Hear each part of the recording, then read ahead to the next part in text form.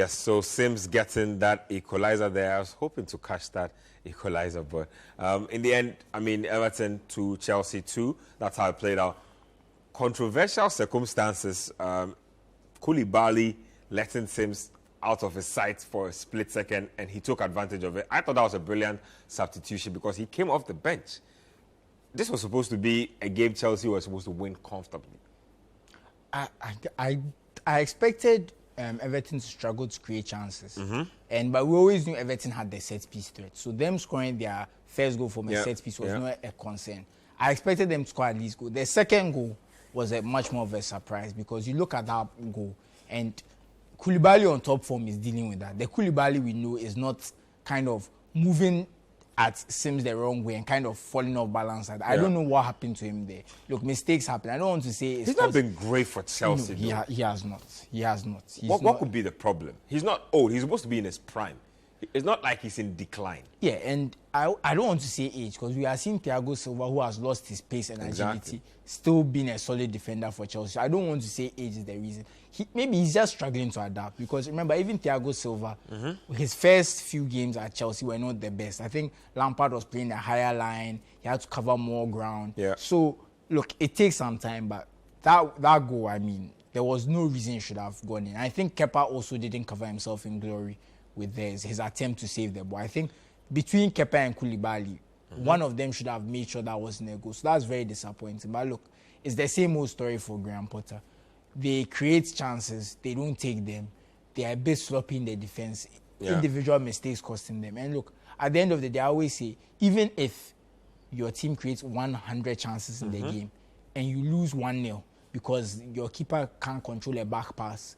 Played from... Remember that back pass Pedri scored at the Euro 2020 where he kind of passed it from 50. If that's the goal you lose the game by, and aside that you have 100% possession, 50 shots on target, you know that kind of thing. No one cares because you lost the game. And that's on the manager. The manager is going to have to ask him to take responsibility. Why did we lose the game? So for me, even if there's individual mistakes, I'll say Graham Potter has taken at least 50% of the blame. And that's the problem here. The results, you are judged by your results. No one cares how and why the results happen. Because for me, Koulibaly lost them that game in the sense that was 3 points that they should have had if Koulibaly had been able to do a simple. Because Sims was not in such a... First touch took him right in front of Koulibaly. So he was stuck in a... The guy was not even pacing. To be fair to Koulibaly, I think that sometimes we are a little hard on defenders because that Sims' first touch was really good. His first touch took him right in front of Koulibaly. So now he was in a hard place and he was running.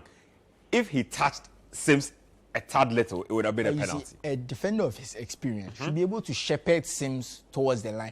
If you get what I'm saying, I'm not saying that he should have taken the ball, but the fact that Sims managed to get a clean shot because of his kind of the way he went and lost his balance. I'm not saying that, Koulibaly should have got it. I'm just saying that his inability to deal with something that was not too dangerous. It's not like Sims got the ball at 6 yards out. He had work to do. That's all I'm saying. There was a lot of work to do. Exactly. That's where I'm coming from. Not to say that, it was Koulibaly just gave him the goal back. Koulibaly could have done more to make it more difficult. So look, at the end of the day, Graham Potter has to deal with it. The results are not good enough. I still believe he won't be sacked. I still think he's gotten that credit. They trust him enough to give him the beginning of next season. It's a long-term project. But things need to get better because if he continues like this next season, I don't see him lasting to October. Ooh. Just quick thoughts on that Chelsea performance. Havertz back on form. Looks like they have a stable midfield in Kovacic and Enzo now. And then this type of result. I thought Chelsea were making certain strides. What are your observations personally from that game? Well, I think it's typical Chelsea. I mean, I think this game, they created a lot of chances, but they were unable to bury them. And especially, for me, I've always had a problem with why Graham Potter, even under Tuchel, I think we were seeing that, why Havertz is always being played as a 9. Your false 9, you want to call it. You don't have other options. Yeah. I think that even the Ivorian who was brought in, that's true Fofana, plays quite, because if you look at the way they played against Everton, there were moments where they were trying to have Havertz hold on to the ball and have players pick up the runs around him. And Havertz is not that player. If you look at the way he was playing at Bayer Leverkusen, I think he was flourishing more of like a second striker or a 10. Yeah. And Drop so, into pockets of spaces, use space to work around. So if I think Tuchel started it, and Potter has picked up from where Tuchel left off. And that's not helping Chelsea. Chelsea created a lot of chances against Everton, and if they had clinical strikers, I don't think that they would clinch a point.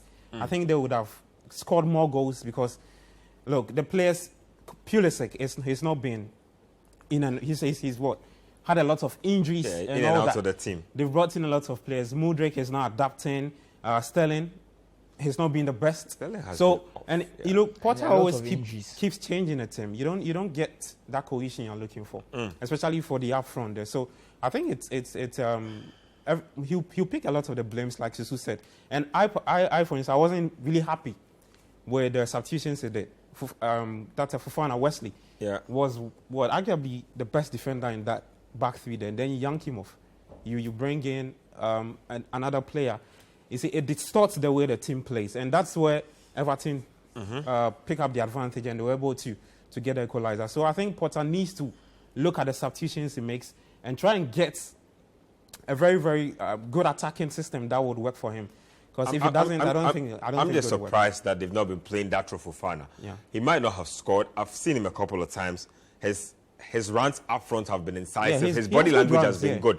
I'm just surprised they're not using him. I think Fofana is suffering from his transfer fee. Yeah. When you have players like players of higher reputation, like bigger salaries, bigger transfer fees, it's like almost like the coach feels they need to play them, you know. And then you look at Dacho Fofana, who joins for 9 million, 12 million. It's very easy to say, to make him an afterthought. I think certain players are playing based on their transfer fee because it becomes a case of you've paid this much money for a player. He has to be in the team. I think certain players are getting that privilege. So other players are being, kind of hurt by that. And I think that's a thing that happens in every team, but it's just a bit unfair because it's one of those things. You feel like Fofana gives a different edge. At least he should be on the bench. He's strong, he's pacey. He doesn't even make the bench. I find that crazy because he's strong. Like I said, he's pacey, he's athletic. My thing is, he has a good dribble on him. Even that, he has a different profile to all the everybody. Other guys. Exactly. You don't like Aubameyang, fine, but Fofana is still there. So look, you need to have the different profiles. You need to integrate him because every player has been bought for a reason. So I think certain players need to get a few more minutes. But that's the thing. Right now, maybe is the squad too big? Are there too many players who have? I think Potter himself has said that he's overwhelmed with the players. A lot of new players to integrate into the team. Look, you have to make everybody happy in the squad.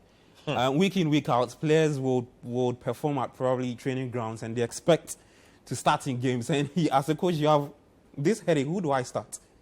You get it. So, I think next season, I don't know what the plan will be. If they would have to ship off some players and have a very sizable squad going into the season, that would help Potter. I think they are planning on buying more players. I'm not sure about shaping the team, but just snap thoughts on Everton before we move it on. Is Sean Dyche saving Everton from relegation? He has some tough fixtures to come, but is he the guy for the job? I mean, he's definitely better than Lampard. That's definitely an improvement. He gives them a fighting chance. Whether it's enough, I'm not sure. And look, I've been saying this for weeks. I have my 4 relegation favorites, and the 4 of them, I believe at least 2 will go Give me down. that 4 relegation favorites. So I always say Everton, Leeds, Southampton, and Bournemouth. Okay. Between those 4, I expect at least 2 to go down. Very likely 3 of them will go down from the way I see it. And the way it's looking, I think having Gracia is making a bit of a difference. So I think right now it's Everton, Southampton, and Bournemouth. Those are the 3 I think are most likely to go down. I think Leeds are kind of pushing themselves out of there. And there's 2 teams who I thought were too good to go down in West Ham and Leicester. They are looking a bit shaky for me. It looks like even despite their squad, they are making life difficult for themselves. So, but I still have Leeds on my watch list. But they've started well under Javi Gracia. If they get a few more results, I think I'll take them out of the relegation, guys.